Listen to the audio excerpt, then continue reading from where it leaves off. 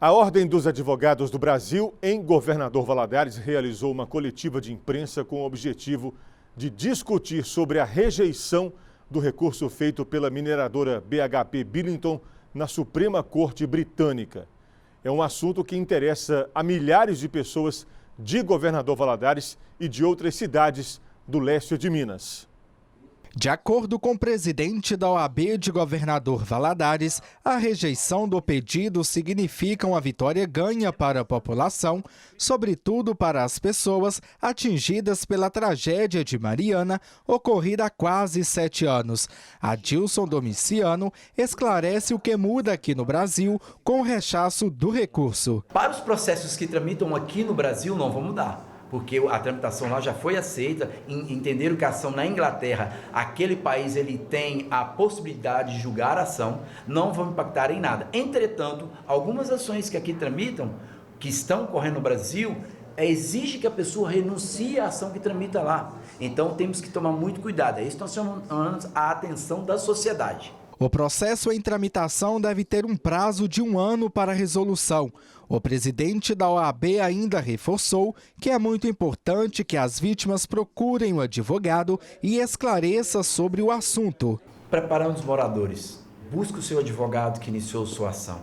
Essas 3 ações que eu estou mencionando, mesma causa, a mesma situação, ou seja, o mesmo dano causado. É de muita importância que busque o seu advogado que iniciou a ação. Não são ações diferentes, é a mesma ação. Então é muito importante que busque orientação do seu advogado. Eu mencionei 3 ações, mas são os mesmos causadores, as mesmas partes, que é a sociedade, e representado pelos advogados.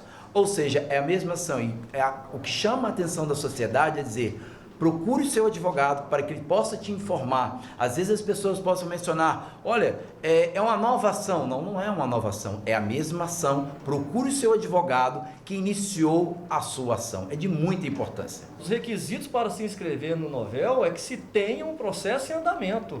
Então é por isso que a sociedade tem que prestar atenção e procurar o advogado originário, aquele que ela contratou a primeira vez.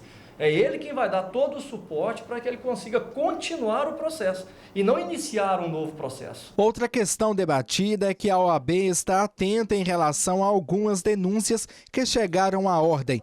Quem se sentir lesado deve procurar a sede da instituição. Que um advogado, quando ele abre uma frente de disputa com outro colega, isso não é interessante para a advocacia, porque tem campo para todo mundo. E caso esse advogado ultrapasse o seu limite e contrate um cliente que já tem um advogado contratado, ele pode responder no Conselho de Ética.